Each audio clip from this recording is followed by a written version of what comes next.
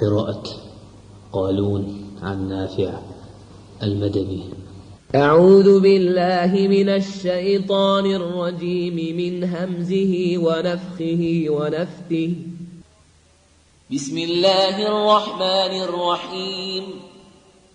ألف لام ميم را تلك آيات الكتاب والذي أنزل إليك من ربك الحق ولكن أكثر الناس لا يؤمنون. الله الذي رفع السماوات بغير عمد ترونها ثم استوى على العرش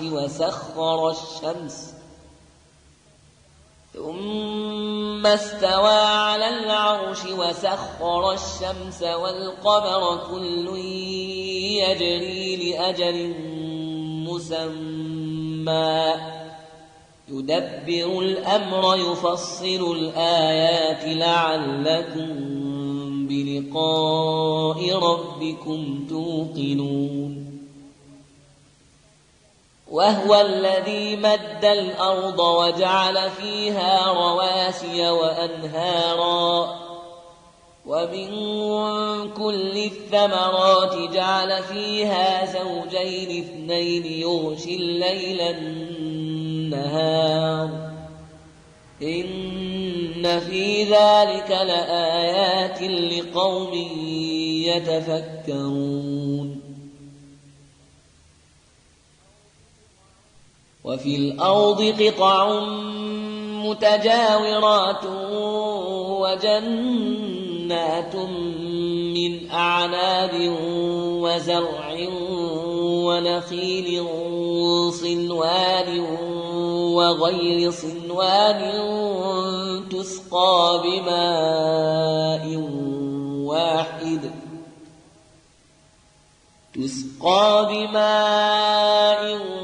واحد ونفضل بعضها على بعض في الأكل إن في ذلك لآيات لقوم يعقلون. وإن تعجب فعجب قولهم أإذا كنا ترابا إنا لفي خلق جديد. أولئك الذين كفروا بربهم وأولئك الأغلال في أعناقهم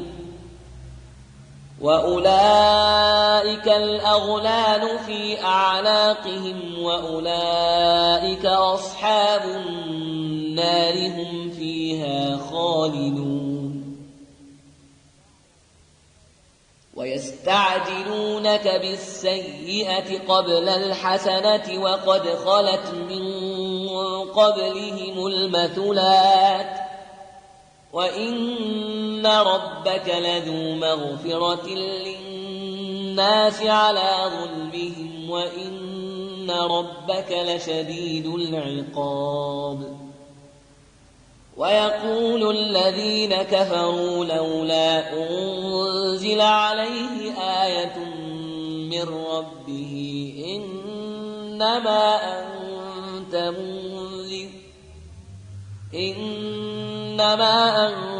منذر ولكل قوم هاد. الله يعلم ما تحمل كل أنثى وما تغيض الأرحام وما تزداد وكل شيء عنده بمقدار. عالم الغيب والشهادة الكبير المتعال. سواء من أسر القول ومن جهر به ومن هو مستخف بالليل وسارب بالنهار له معقبات من بين يديه ومن خلفه يحفظونه من أمر الله إن الله لا يغير ما بقوم حتى يغيروا ما بأنفسهم وإذا أراد الله بقوم سوءا فلا مرد له وما لهم من دونه من وال هو الذي يريكم البرق خوفا وطمعا وينشئ السحاب الثقال ويسبح الرعد بحمده والملائكة من خيفته ويرسل الصواعق فيصيب بها من يشاء وهم يجادلون في الله وهو شديد المحال له دعوة الحق والذين يدعون من دونه لا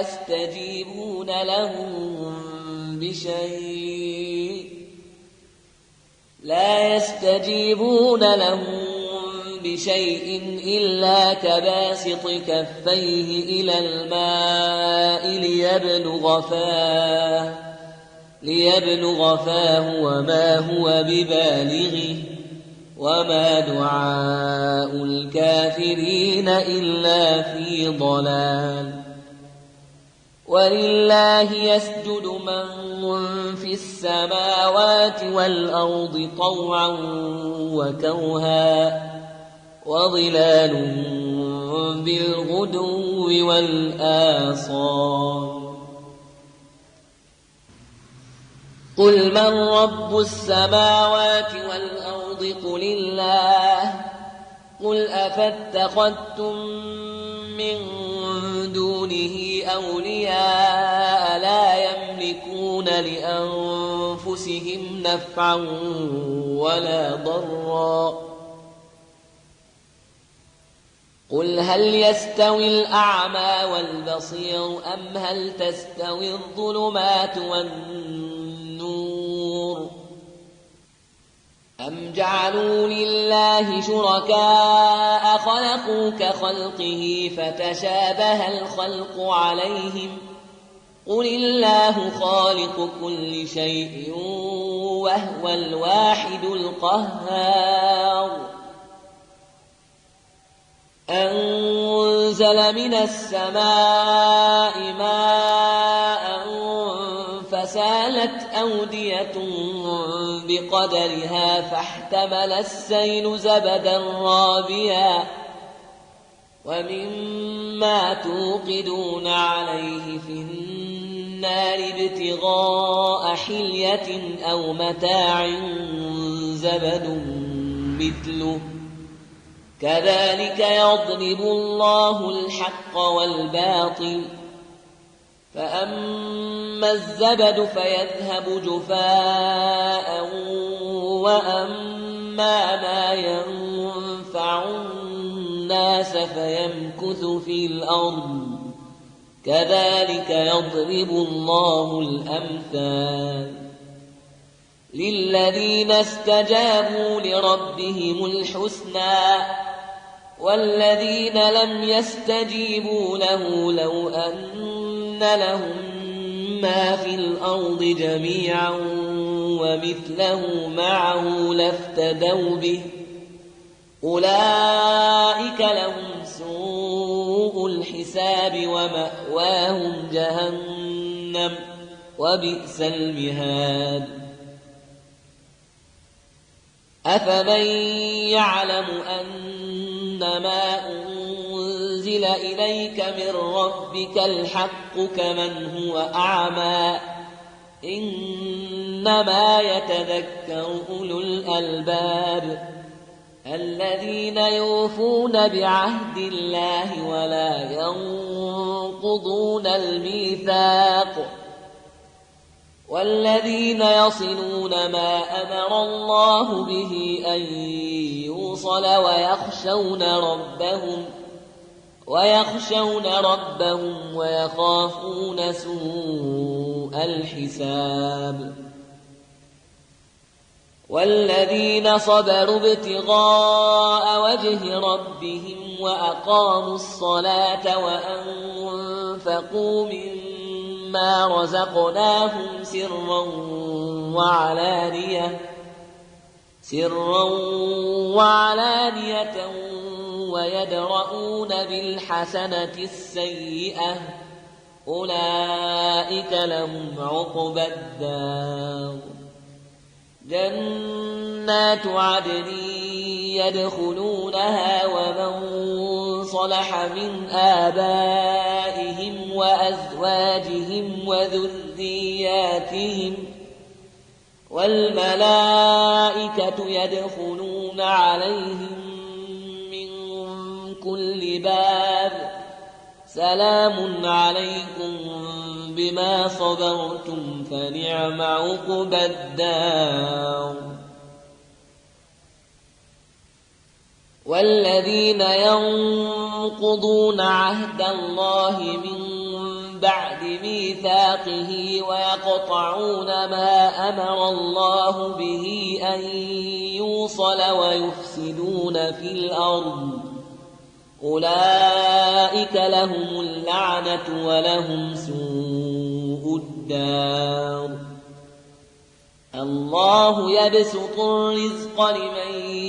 يشاء ويقدر وفرحوا بالحياة الدنيا وما الحياة الدنيا في الآخرة إلا متاع ويقول الذين كفروا لولا أنزل عليه آية من ربه قل إن الله يضل من يشاء ويهدي إليه من أناب الذين آمنوا وتطمئن قلوبهم بذكر الله ألا بذكر الله تطمئن القلوب الذين آمنوا وعملوا الصالحات طوبى لهم وحسن مآب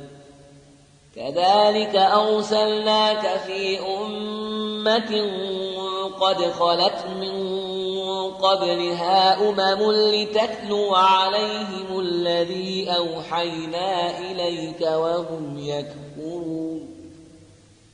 وهم يكفرون بالرحمن قل هو ربي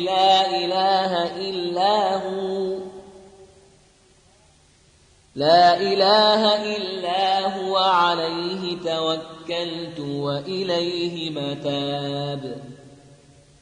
ولو أن قرآنا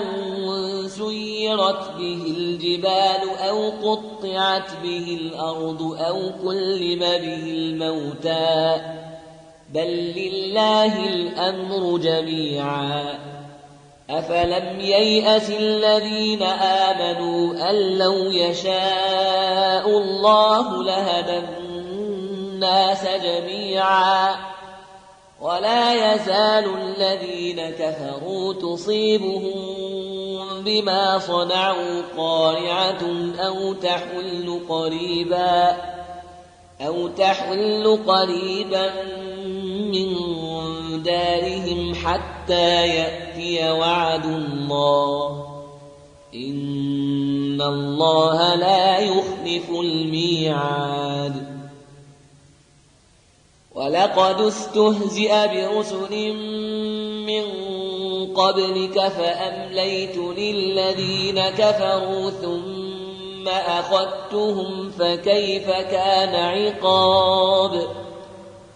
أفمن هو قائم على كل نفس بما كسبت وجعلوا لله شركاء قل سموهم أم تنبئونه بما لا يعلم في الأرض أم بظاهر من القول بل زين للذين كفروا مكرهم وصدوا عن السبيل ومن يضلل الله فما له من هاد لهم عذاب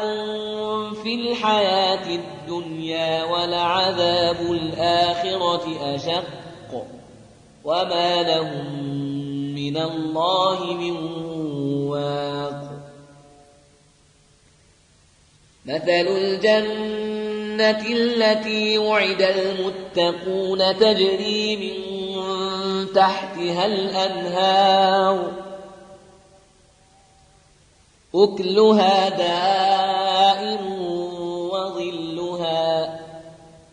تلك عقبى الذين اتقوا وعقبى الكافرين النار والذين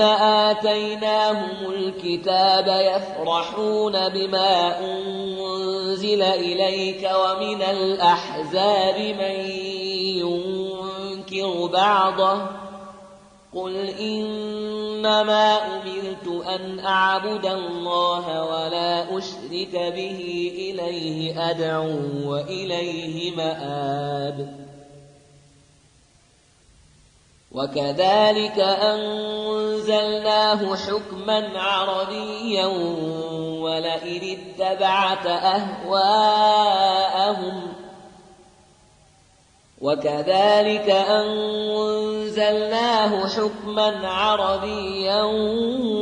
ولئن اتبعت أهواءهم بعدما جاءك من العلم ما لك من الله من ولي ولا واق ولقد أرسلنا رسلا من قبلك وجعلنا لهم أزواجا وذرية وما كان لرسول أن يأتي بآية إلا بإذن الله لكل أجل كتاب يمحو الله ما يشاء ويثبت وعنده أم الكتاب وإما نرينك بعض الذي نعدهم أو نتوفينك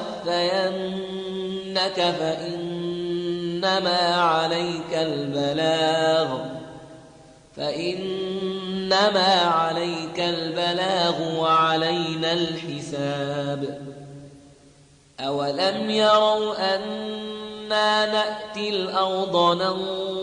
ننقصها من أطرافها والله يحكم لا معقب لحكمه وهو سريع الحساب وقد مكر الذين من قبلهم فلله المكر جميعا يعلم ما تكسب كل نفس وسيعلم الكافر لمن عقبى الدار ويقول الذين كفروا لست مرسلا قل كفى بالله شهيدا بيني وبينكم ومن عنده علم الكتاب